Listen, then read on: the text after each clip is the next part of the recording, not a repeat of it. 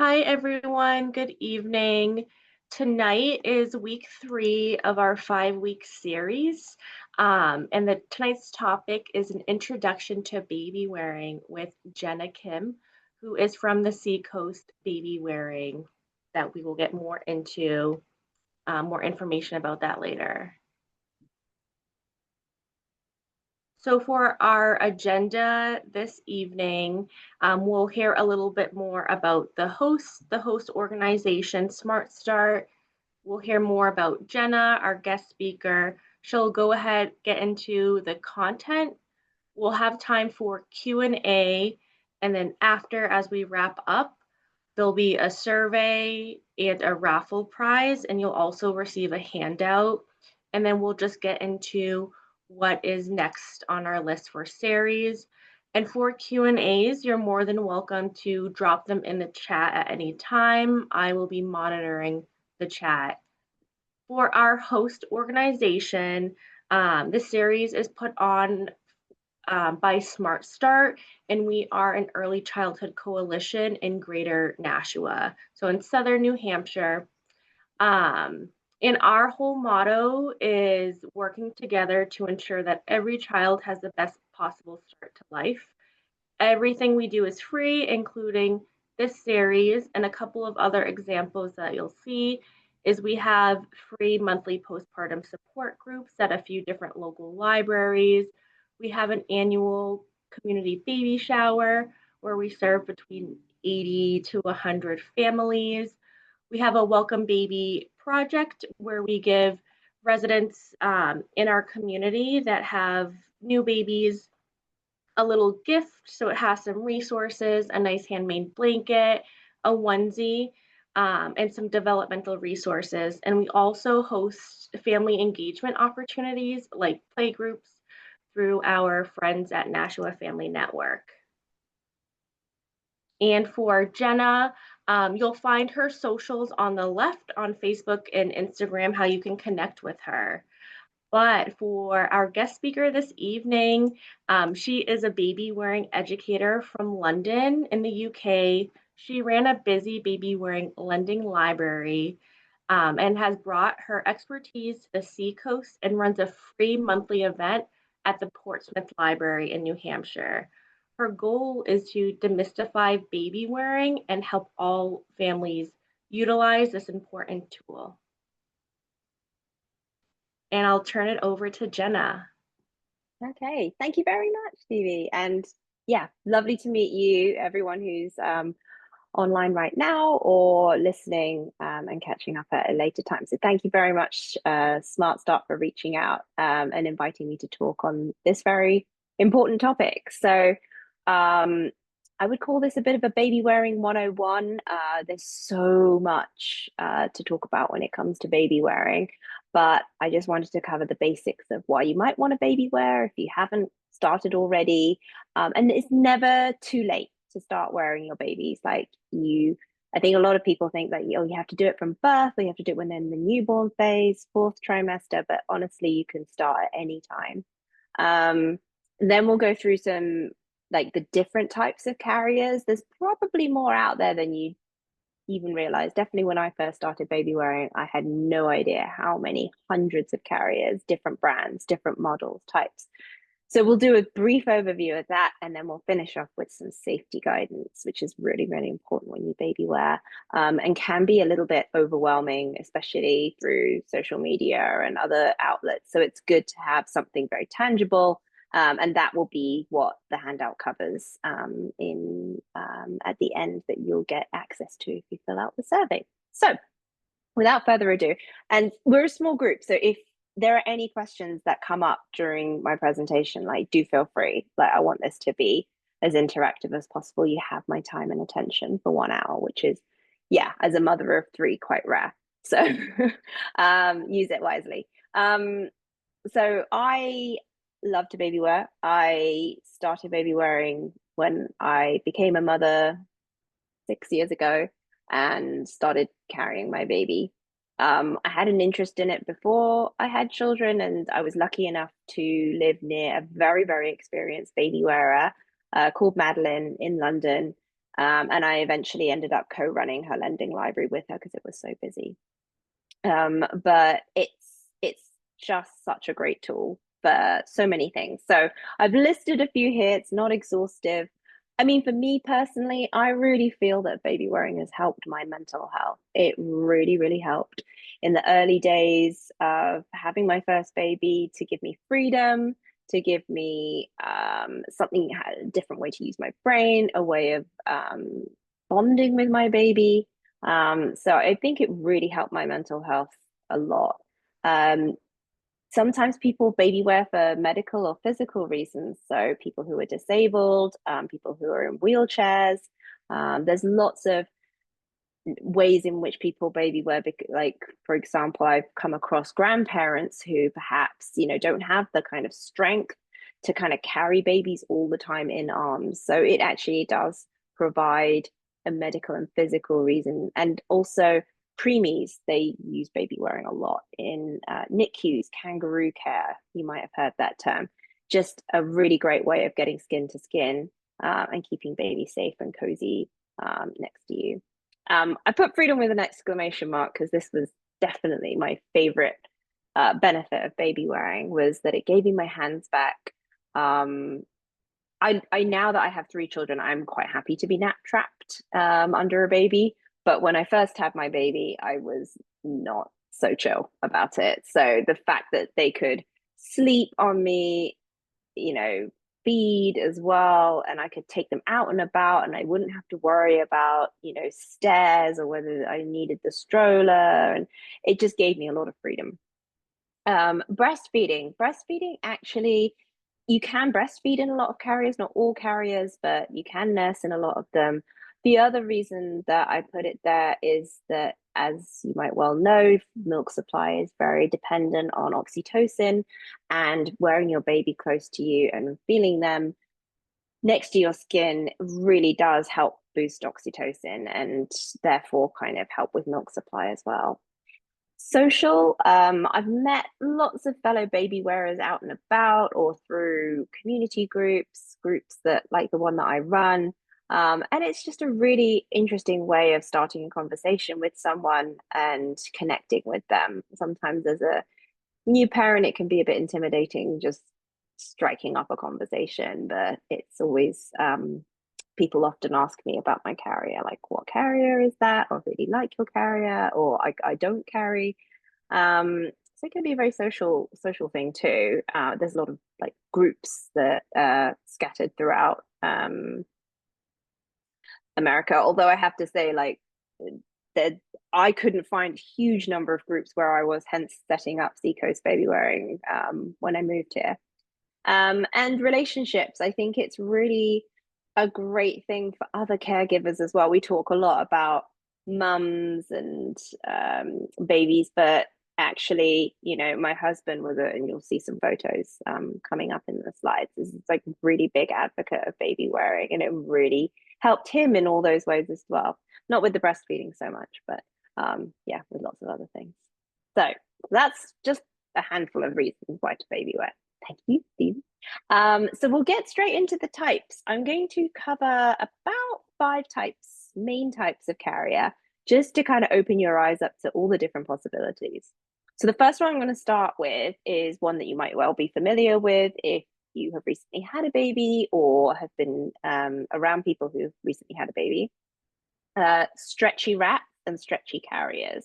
So these are basically a long piece of fabric, usually around 4 meters long, can vary between brands, made of this sort of very stretchy cotton jersey material. And the pictures that you see there are me and my third baby, who's now 10 months old, but this is when she was like really little. They are perfect for the newborn and 4th trimester. They are, I say easy to use. They've got a learning curve, but once you kind of master that, they are easy to use. They're so soft. It is literally like being swaddled next to a parent. It's so cozy. And because they are so close and the fabric is so stretchy, it's really comfortable for you. They feel weightless, they really kind of mold into your body. It also can fit a very wide range of body types because it's just one piece of fabric. So you get to fit it to your body, and you can wear it around the house, you can wear it out. There are ways of tying them that you don't have to unwrap and untie them every single time. There's something called a pocket cross wrap carry, which is basically where you tie it and then you can pop baby in and out. So that's really a convenient, and that's the first way that I typically teach how to wrap a baby in a stretchy wrap, because it's such a versatile carry. And you can carry babies from, this is probably the true kind of, if you have a small baby, you know, who's under average in weight, even if you have a big baby, like you have a baby who's very scrunchy and doesn't want to put their hands up, or they have legs that are like the froggy legs that they don't want to separate, because a lot of the other carriers will force you to separate their legs. And when they're really little, it's very difficult to do that. So super cozy. Probably not so easy in this sort of stinking hot summer, because you do have quite a lot of fabric. So that's sort of one thing to be aware of. But that's a sort of more, I wouldn't say a con, just something to be aware of. One of the cons is of stretchy wraps is that they do have a bit of a shelf life. So I would say, on average, I would say people around the 4th month are looking for something else, either something that is more, the word that people often come to me and ask me for is something more secure. And that's usually because baby has gotten bigger, heavier, and they bounce a little bit more in the carrier. So it doesn't feel as snug and tight as it did when you first started using it. And whilst they have a safety weight limit way beyond 4 months, most of them do, and they'll say that on the label. If you look at the label, they'll always have the safety information of the sort of minimum and maximum weight. Like I said, because it is stretchy, it does give, and therefore people are typically reaching for something else, or they're out and about more, less in the home, and so they want something that isn't as long and something that's a bit quicker to use. You can get some hybrid types which have this sort of jersey material, but more kind of buckles. But I would typically put them in the buckle carrier section, or I'd talk about those in the buckle carrier. With the true sort of stretchy wraps, they are just a single piece of stretchy fabric. Yeah, move on. Ring slings. So you might have seen ring slings out and about. They are one of the very few things that can be from true like newborn to toddler. I'm trying to remember what age my daughter is in this one. This is my middle daughter. I think she's such a midget, but like I think she's about a year old. But just to give you a sense of, it really can be from. I've got some pictures of her when she was newborn in a ring sling, and she's just like this tiny little bundle in the middle of my chest. The great thing about ring slings is that they really can be from the newborn stage all the way through to toddler. And when they are a toddler, you are using them more on your hip, whereas when they're newborn, you're using them, centering them more on your chest. Once they've got the trunk and they've got the strong core, then you can kind of have them more on the hip because they're supporting a lot of their own weight. They are a bit love-hate. In England, we have this expression like they are Marmite, which I don't know if that's gonna resonate with you guys. Marmite's just a type of yeast extract spread that lots of people love and lots of people hate. Very divisive. And ring slings can be a bit like that. So you will find that the people who love them and use them could not live without them, and absolutely extol their virtues. People who have tried them, and I have to say, I wouldn't say I hate them, but even though I'm a seasoned baby wearing educator, they're still the one I probably struggle with the most, because they do have a learning curve, but they are super fast once you get that learning curve. I've seen like people put them on so quickly. They're easy to use. They fold up so small, especially if you get a thin like cotton one as opposed to like a linen one. They can kind of pack down to like this size. So that is great in a change bag or under a stroller as a sort of just in case. I do keep one in my diaper bag as a just in case carrier. They are good. And they are perfect for quick ups and downs. So when you get to that kind of toddler stage where, they love to walk and toddle around, but you're what seems like a very short distance from your car and they just will not walk anymore or cannot walk anymore, and you are also kind of very tired, loaded with things. It's great for that if you can master it. They are less supportive. By its nature, they are one-shouldered, so you are carrying the weight on this shoulder. It spreads it out, as you can see, like it has pleats in it and it spreads the weight. But it is not the kind of carrier that you would want to go on a long hike. You probably are going to be popping them in there to pick up another child. You might be popping them in there, as I said, just to get them into the car and that last bit of the walk. And that learning curve that I mentioned before, it is quite steep, but once mastered, is very, very quick. One of the challenges of a ring sling is learning how to tighten it. So the idea is it's like a big pouch, so you just literally slip it over your head, and then you put the baby in the pouch, and then you kind of tighten it through the rings. And it's that tightening that is the skill, because you pull here and it's sometimes tightening somewhere else. So you kind of have to get this knack for it. And there are some sort of tips and tricks if anyone wants to ask more about this at the Q&A section. But yeah, that is ring slings. They come in lots of pretty colors as well, so that's nice. And they're also quite affordable because you can get secondhand, and I would say that about stretchy wraps as well. They're also generally quite affordable, because mostly because they are very simple, because they just like one piece of fabric. The next carrier type we're going to talk about is woven wraps. So woven wraps are very similar in looks to a stretchy wrap, except that the fabric is different. So the fabric is woven, so it will feel like a very light blanket or a scarf. And again, they come in like really pretty patterns and lots of sort of different colors, different thicknesses. You can get super thin ones, you can get like really woolly, cushy ones. And they truly are, again, another newborn all the way until you no longer wish to carry.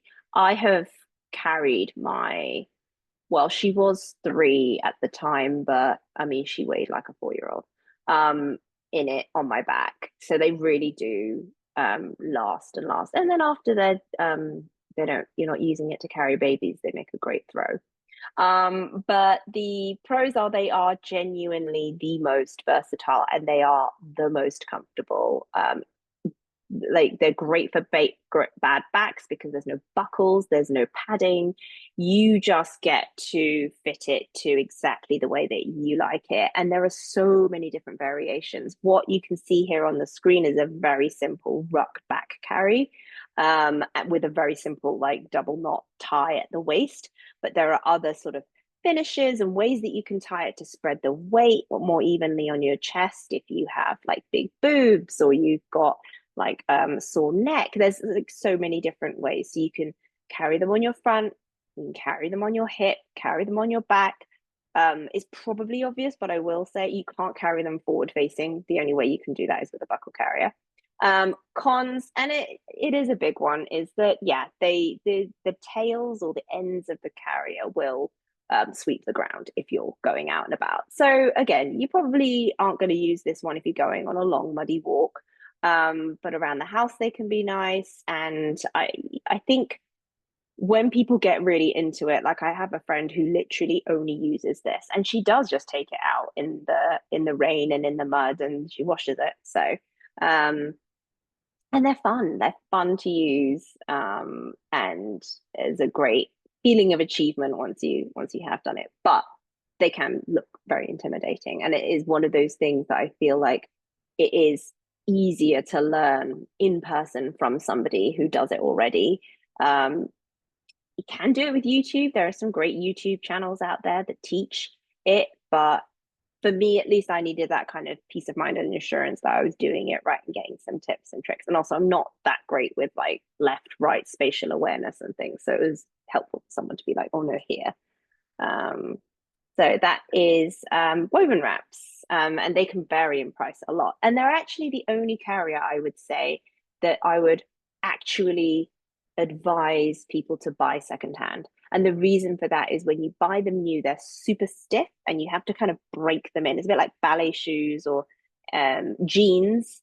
You want to really break them in, make them soft, and that's what makes them easy to wrap with. So actually, even if you have the money, it's better to buy secondhand. Okay, the second to last carrier type we're going to talk about is called a May-dye or a May-tie and a half buckle. So on the screen, you'll see a lady with a May-tie at the top. So it's a back panel of fabric and then four sort of long pieces of fabric coming out of it. The top two go over your shoulders and then the bottom two tie around your waist.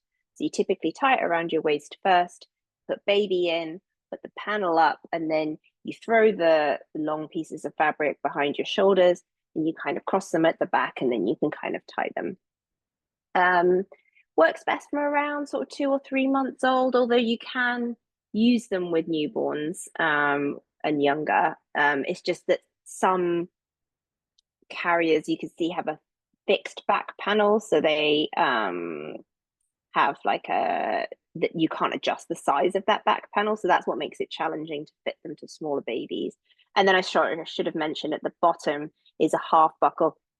It looks the same as a May tie. The only difference is rather than tying it around your waist, there's a buckle, so like a clip that you would clip at the back. So there's just one less tie to do. Pros of May-dyes and half buckles, they're really versatile. They offer the front, the back, the hip carries like the woven wraps, but they are just a little bit faster, a little bit simpler. You still have the long pieces of fabric, so you get that great fit, but they, probably take like half the time. Because you just clip it into your waist or you tie it onto your waist and then you can get on with the act. And you don't have to kind of, they're more forgiving as well in terms of tightening them. So they are more intuitive like a buckle carrier, but you do get that lovely sort of perfect fit. And for those of you who've tried different carriers, you'll know what I mean when you put one on and it just doesn't quite feel right. You kind of, it's tight in places that it shouldn't be. It puts strain on your back in different places. So it's definitely a good one to try if you are attracted to a woven wrap, but you don't quite want something so complicated. Definitely a good choice for bad backs. So when we first had children, my husband suffered from chronic pain and was very nervous about trying a carrier. And we had a consultation with Madeline, who then I went and worked with.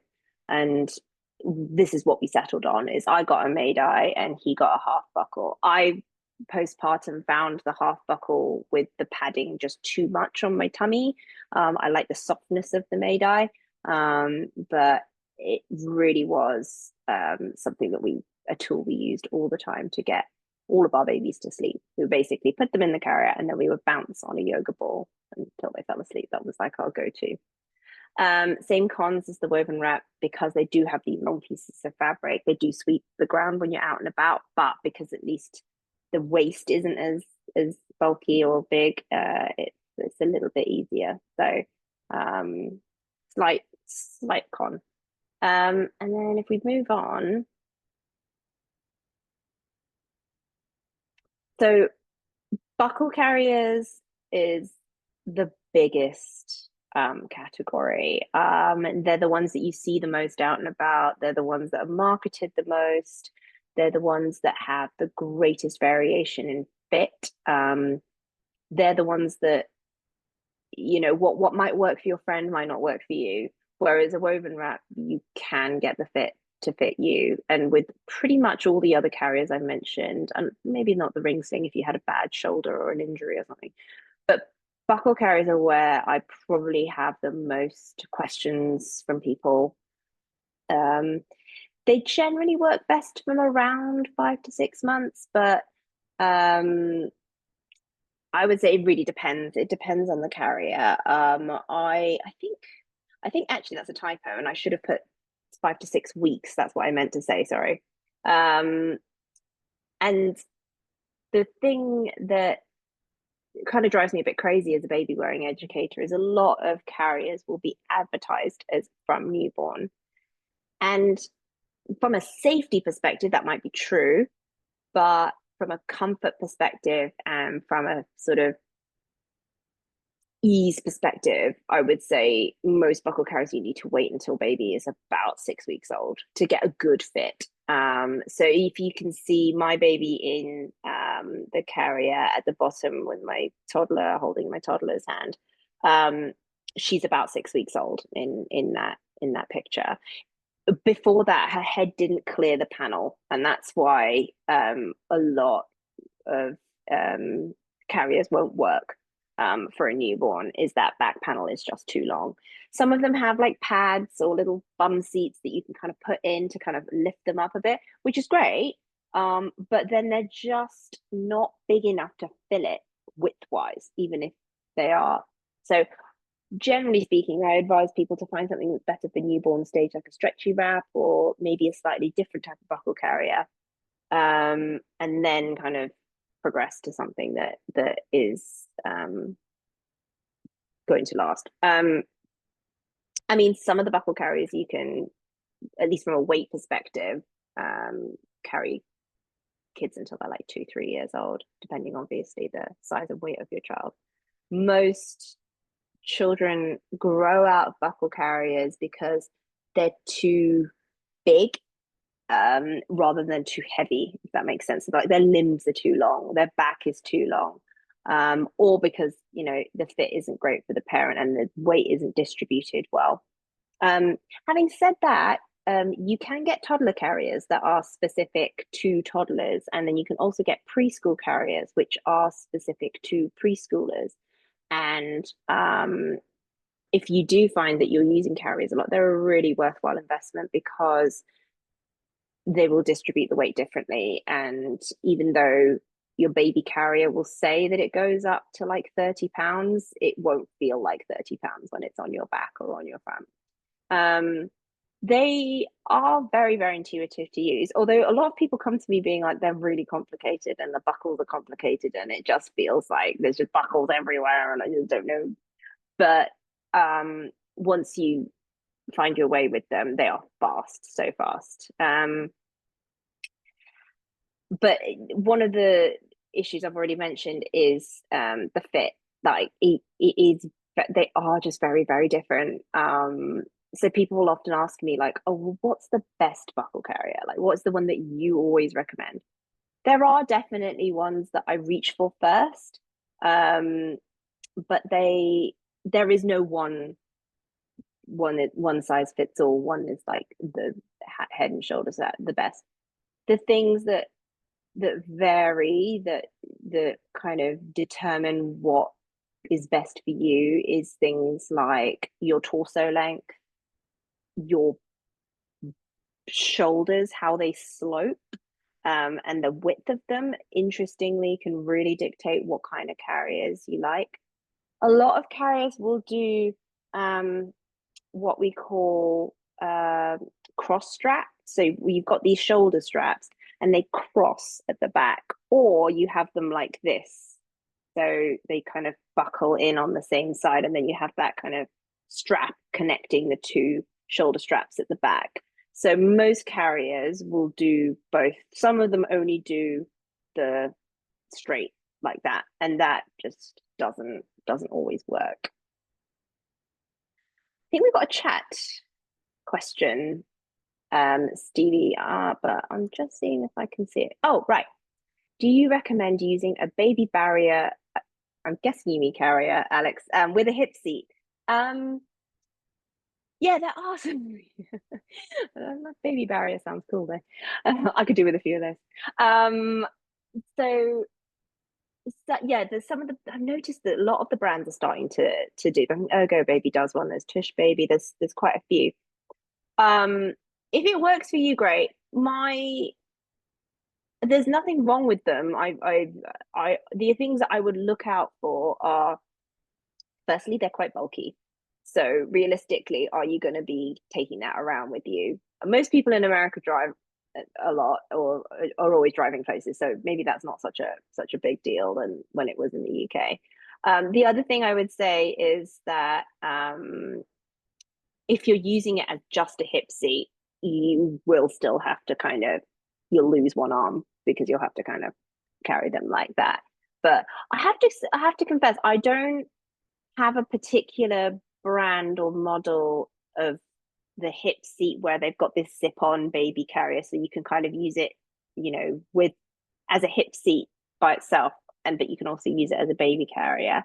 The other thing I'm not so sure on, having not tried one myself, is when you're using it in the baby carrier mode with the hip seat still on it, because I think that's the way that I don't think you can use them without the hip seat.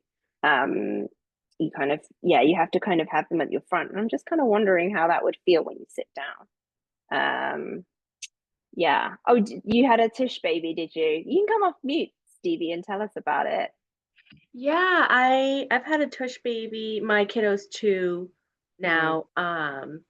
And I've had a tush baby since he was really little. And I originally used it for breastfeeding when I was in public. Yeah. Mm-hmm. Um, just because I couldn't get like if I didn't have an arm with chairs or if like I was in the car. Mm. So originally that's what it was for. And then I've used it here and there, more so now that he's a toddler because I don't do Mm. toddler. That's a little bit too bulky for me, but yes, it is pretty bulky. It has a lot of pockets, and then the biggest thing is you're not as free because you have to hold them on that one side. But I've liked it. There's like an attachment that you can purchase, like what you were saying, Jenna, that you can make it into a baby carrier, so they're kind of Mm. strapped on. But that's a separate purchase. But Mm. I'm a fan of those. I've used them like in the airport. I've used them during touch a truck events. Bulky, but I think they are really versatile. Mm. The other thing I'll say about them is they're really, really easy, because like who can't strap on a hip seat and put a baby on it? There's no tightening, there's no fit issues. But yeah, you do have to you lose a hand, or you only gain back one, is probably a better way of putting it. Um, I think a lot of babies like it as well because they've got a lot of freedom. Got a lot of freedom to move. They've got a lot of freedom to move their head, to see in different directions. Um, a lot of buckle carriers will do a hip carry, but I feel like a lot of people just don't know about that carry. They only see them do it on the front or at the back. But you can actually use them in a hip carry. So that's actually really good for what I call nosy babies. So babies who are not strong enough yet. They don't have the neck strength to do forward facing. You can do a hip carry because their spine is more supported, and you can check on them a little bit more. So definitely worth checking out if you have a nosy baby who's not ready for forward facing. Okay, I think we can move on.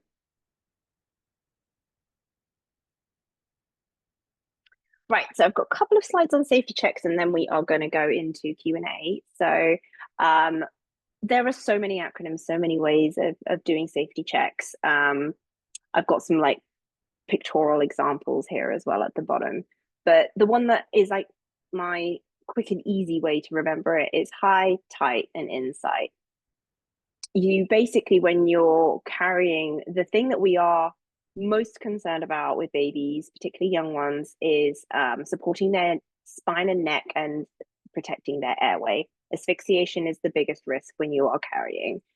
You'll see a lot of things on social media and things like that about their hips and getting them in this sort of frog like M position. So if you look at the bottom of the screen, in the yellow carrier, you'll see that the baby's knees, I mean, in all of them, but I'm just picking the 6 to 9 month, their knees are higher than their bum. And that's what we call an M, because it's their legs and their bum make a kind of M shape. And that is optimal positioning for healthy hips, especially if you're kind of carrying a long time and you're carrying a lot. Obviously, we want our babies to have healthy hips, but it's not a danger if they don't. It's more of a comfort thing. It's you'd have, whereas with their airway, you really do need to make sure that that is protected.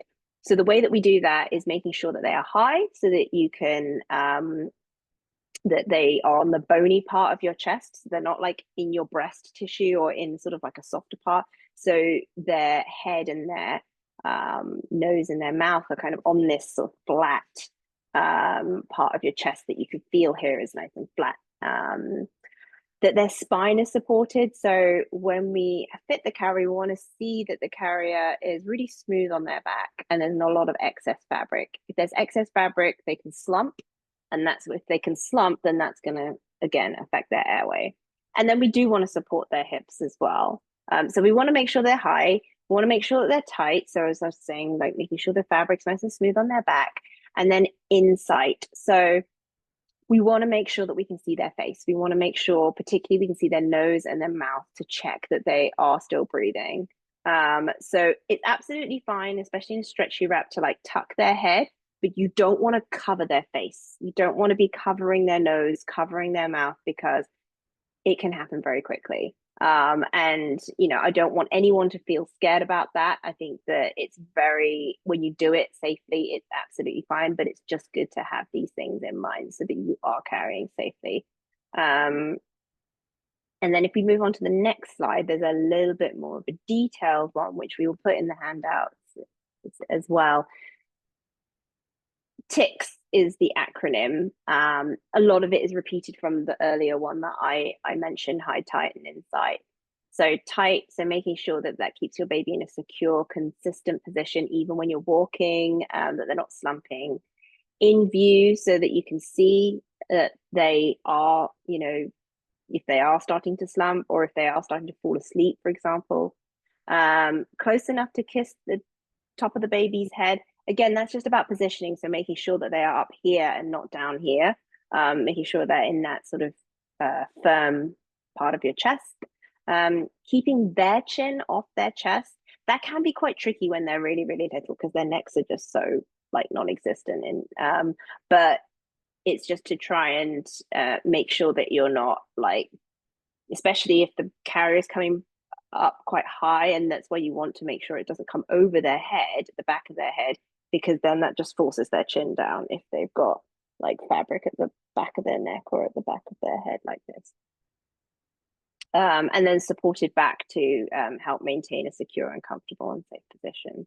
I mean, the TICS acronym is one that you'll see a lot on like social media and other baby wearing educators. It's sort of like, baby wearing isn't a regulated industry, but it's the kind of acronym that you'll see kind of worldwide. I find it quite difficult to remember, even as an educator. So I prefer high, tight, and insight, but I wanted to give you both to give it like a very comprehensive overview. And that's the end of the sort of pre-prepared slides. But Stevie, if you wanted to move on, and we had some questions, or people had questions. Yeah, so for our participants here, feel free to come off mute or throw anything in the chat, but we'll get started with some questions. I would love to know about the lending library process, and your perspective and how to start one specifically. I would love to start one in Nashua, at the Nashua Library, and maybe even other libraries. I'll start small. I think this is a wonderful idea in the sense of community. And you were so right. You said it multiple times where it's best if someone shows you. Like, I remember being freshly postpartum and not being able to figure it out and YouTubing it, and my brain was all foggy, and, trying the different carriers. So I wanted to get started with that question. how can I start one? And like, what is it like, maybe the commitment level, Mm. all of that other stuff too. I mean, it's great that you want to start one. I think that the more that we have out there, the better, honestly. Like, I feel like it's such a vital tool for every parent. And I, I think it should be accessible to people. It shouldn't just be for the people who can afford it, to have like a private consultation or something. So my advice would be, to if you're a baby wearing enthusiast yourself, you probably have some carriers of your own. Start with those. You can start, by just doing a baby wearing group. Like, you don't have to start with the lending library, because the lending part can get quite tricky admin wise. So my advice would be to start with just like bringing the carriers along to the meeting, letting people try them, touch them. But then once you kind of a bit more established, then doing the lending, if that's something that you feel passionate about. Also, it's quite hard to get the pricing right, to kind of make sure that it's accessible to people, but that also you're not running at a loss because you have to wash them every time that they come back. So you got to kind of bear in mind that with the lending library. In terms of the time commitment, as much or as little as you want, really. I mean, I'm running it on a shoestring at the moment, being a mum of three. And I basically spend about an hour and a half a month doing the meetings. I probably spend about half an hour doing follow up with people. That's something personally I feel very passionate about, but you wouldn't necessarily have to do that. So I collect people's email addresses on a sign in sheet when they come to the meeting, firstly, to help me keep track of who came first, and who to help. But then also, inevitably, we run out of time, or people are like, oh, can you, what's the name of that brand, or what carrier is this? And I just want them to make sure that they have the right information. So I tend to, like, scribble a note next to their email, and then I email about them later. Um, Promotion is probably the sort of third thing that I would say that I spend the most amount of time on. So, yeah, booking the room, like advertising it, pulling together collateral for that. I don't do anything on social media apart from just post the dates of the meeting. But other lending libraries, other baby wearing, they'll post reviews and they'll do reels, and there's so many cool ways of getting engaged with your audience on social media.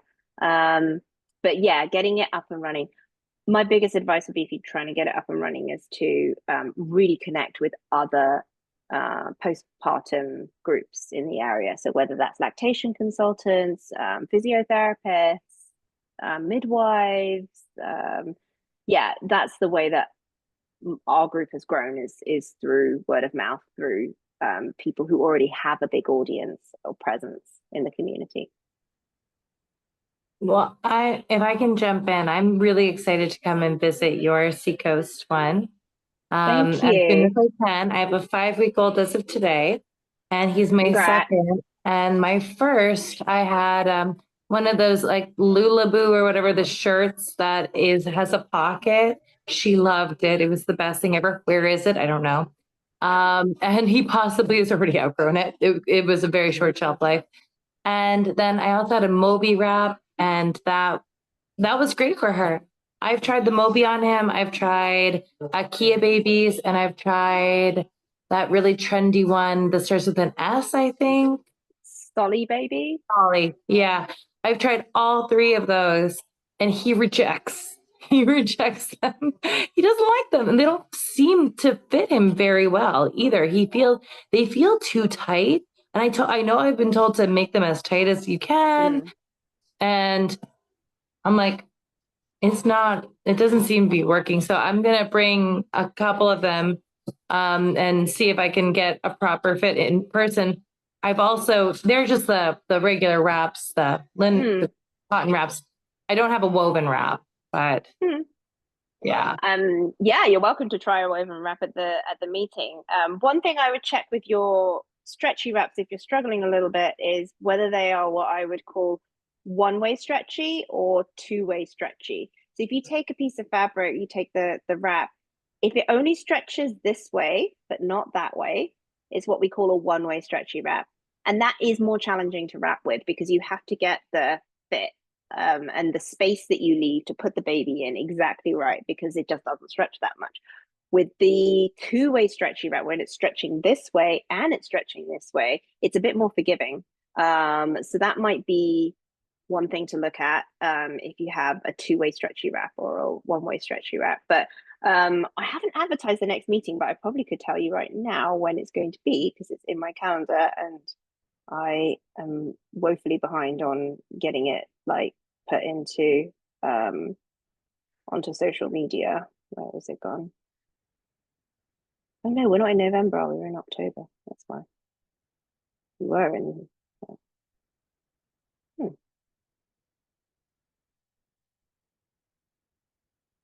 See, this is how much I'm on a shoestring I'm running it because I just don't even know when the next one is.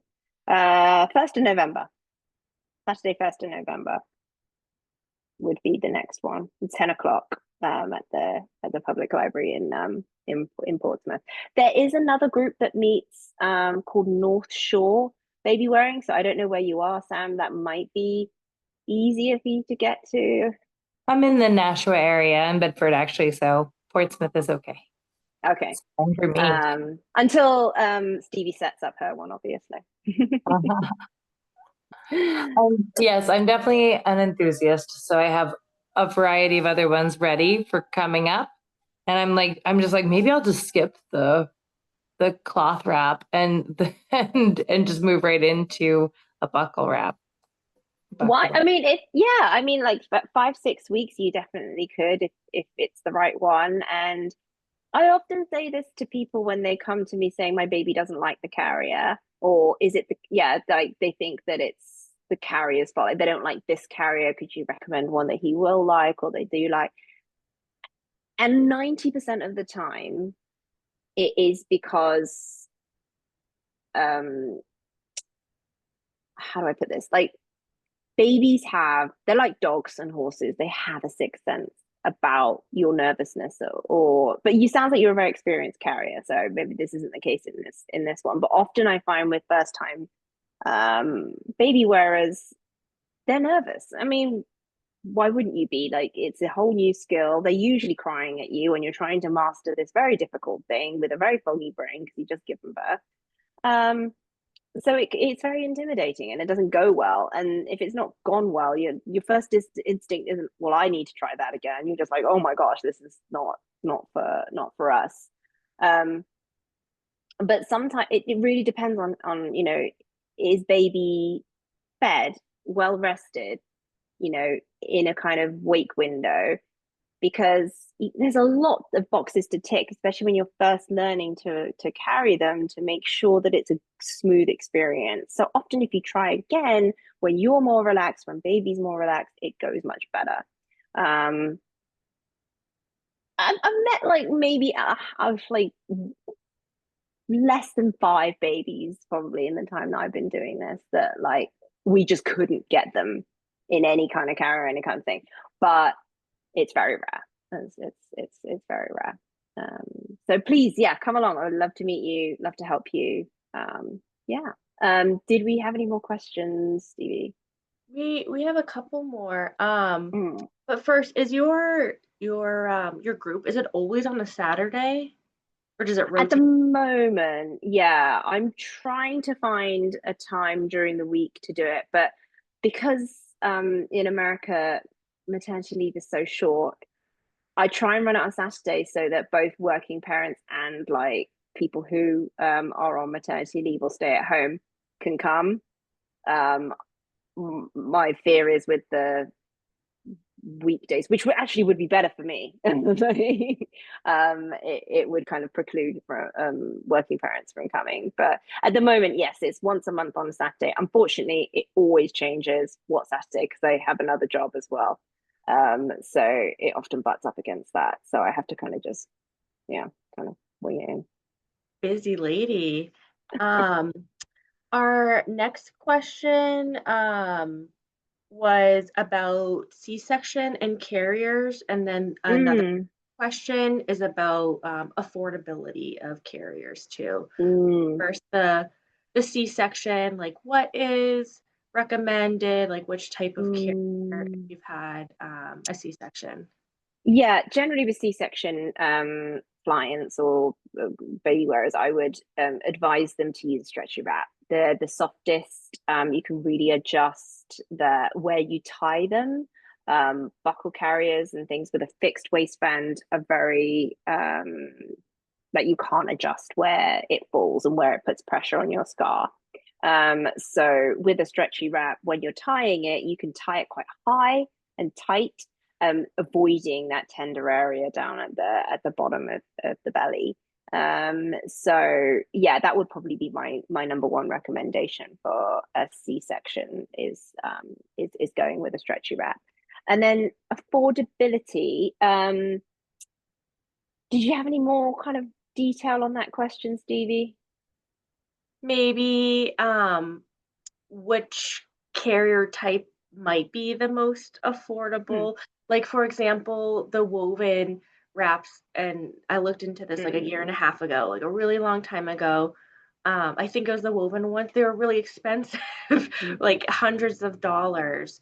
So I guess like that's my question. Like, are buckle ones for the most part more affordable? And I know it depends on brand, and Yeah, ideally hugely. we're getting things secondhand. Like that is the best case scenario, consignments or getting from a mom that no longer needs Mm. it. But in those cases, and for some reason, fit doesn't matter. Like this baby and this mom or this parent, they're gonna fit anything, just economically speaking, like a Yeah. brand or type of carrier. Okay. I would say I personally like Infantino is fine. I see a lot of Infantinos. They are very affordable. Personally, I don't really like them because I feel like for a little bit more money, you can get better. So my go-to when people want a buckle carrier that works from like 6 weeks until 2, it's the one that you saw in the slides where I was holding my toddler's hand and I had the baby and like had like blue triangles on it. It's called the Beco Gemini. So Beco is the brand, Gemini is the model, and it is about $80. You can get it secondhand as well. It does sometimes turn up in consignment stores, but I feel like that's a fair price for a carrier that really is a workhorse and does it's very versatile, it's very good quality, it will last you a long time. Things like Ergo Baby are like $200 and they do exactly the same thing, pretty much exactly. There's a few little fancy pockets and things like that, but so that would be one of my go-tos if people wanted something like that. Woven wraps definitely go secondhand, and the best way to buy woven wrap secondhand is actually on Facebook. There's so many groups, there's so many baby wearing, like each brand almost has its own like group, not run by them but run by enthusiasts. That's a really great way of getting an affordable carrier. Ring slings are pretty easy to pick up secondhand, maybe like $30, something like that. The other thing to do is get in touch with lending libraries or baby wearing groups, because a lot of the time they'll be refreshing their collection, so they'll be like taking some out of circulation that are no longer popular or in prints that no one likes. People can get quite, if you're not bothered about prints, like there's a lot of affordability in that, because like the quote unquote pretty ones they go for a lot more. So does that answer your question? It does, yes. Thank you. We're gonna move on to the survey, but if any other questions pop up within the next couple of minutes, feel free to come off mute. And then we're gonna ask you folks to take this survey. It's 1 minute. It tells us how we did tonight, what we can improve on. So you can scan it. If you're on your computer, you can take out your phone and scan the QR code, or I just popped it in the chat. And once you complete this, you'll be entered into a raffle. And then you'll also get Jenna's handout, which is the ticks sheet. So you can print that out or keep that on your phone and refer back to it as well. Um, So please take a moment and do that. And while you are doing that, this is just what is next up on our series. So next week, Tuesday, October 27th is week 4, and we're going to talk about nourishment for postnatal mom. So that's really exciting, definitely a hot topic. And then on the left side of the screen, again, you can find Jenna's social for her Seacoast baby wearing group, and then how to get in contact with Smart Start, some of the other resources we have, including a free family fun event calendar of local free groups like parenting groups and play groups. And then Jenna, actually one more question while folks Mhm. are taking this. Are there I completely agree that in person is best. I'm thinking of myself as a new mom. I would never have asked someone, to help me with baby carrying at Mm, all. I don't think I would have approached a parent. I digress. Anyways, are there any like either YouTube channels or other social mm, media um people that you follow that you would really recommend for mm. education, tutorials, anything like that? Yes, absolutely. That's such a great question, actually, and something that I was thinking about as I was putting this together. I will put it in the chat as well. Sheen Slings is Madeline, whose picture you would have seen in my presentation. She's British, so excuse the accent, but she is so good at teaching, both online and in person, but particularly like YouTube and things. She's not fancy. She's not one of those, influencers where you're going to get the like pretty graphics and things like that. She's pretty down to earth, but I kind of like that. And she has a really great way of teaching. And she does everything from wrapping to buckle carriers. She's pretty much reviewed every carrier out there. She is UK based, so some of the American brands she doesn't review, but definitely worth checking out Sheen's things. And then if you're interested in wrapping in particular, wrapping, Rachel is American, and it's quite an old YouTube channel. I don't know if she's still creating content. Her kids are much older now, but again, very um, good teaching for getting started with woven wraps if you're interested in that. Thank you. So we are at our 1 hour mark, just right on time. So thank you so much for those that are able to join us. And if you're watching the recording in the future, hopefully you get as much good information with the recording that we did this evening. So thank you for joining us, and we will be here next week as well, talking about nourishment for the postnatal mom. Thank you.